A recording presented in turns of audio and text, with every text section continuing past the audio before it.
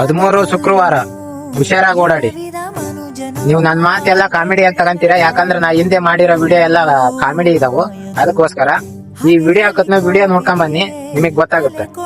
World ಒಂದು concept ಇದೆ, ಇದನ್ನ ಒಂದು ಎಕ್ಸ್ಪ್ಲೇನ್ ಮಾಡ್ತೀನಿ. ನೀವು ಕೇಳಿರ್ಬೋದು, ಇದನ್ನ ಕೆಲವರು ಕೇಳಿರ್ಬೋದು. ಫ್ರೈಡೇ ದ 13th ಅಂತ ಒಂದು ಕಾನ್ಸೆಪ್ಟ್ ಇದೆ ಸರ್.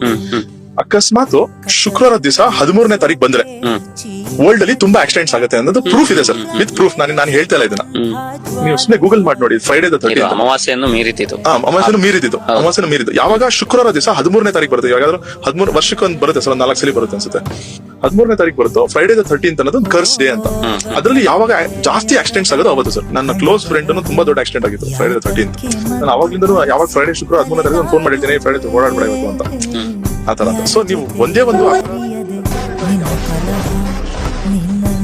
ನೋಡಿದ್ರಲ್ಲ, ಈ ವಿಷಯನ ಎಲ್ರಿಗೂ ಶೇರ್ ಮಾಡಿ. ಈ ತರ ಒಂದ್ ಮ್ಯಾಟ್ರ್ ಐತೆ ಅಂತ ನಂಗೂ ಗೊತ್ತಿರ್ಲಿಲ್ಲ. ಅದಕ್ಕೆ ನಿಮ್ ಫ್ಯಾಮಿಲಿಗೆ, ನಿಮ್ ಫ್ರೆಂಡ್ಸ್ಗೆ ಈ ವಿಷಯ ತಿಳಿಸಿ. ಶೇರ್ ಮಾಡಕ್ ಆಗ್ಲಿಲ್ಲ ಅಂದ್ರೆ ಫೋನ್ ಹಚ್ಚಿ ತಿಳಿಸಿ.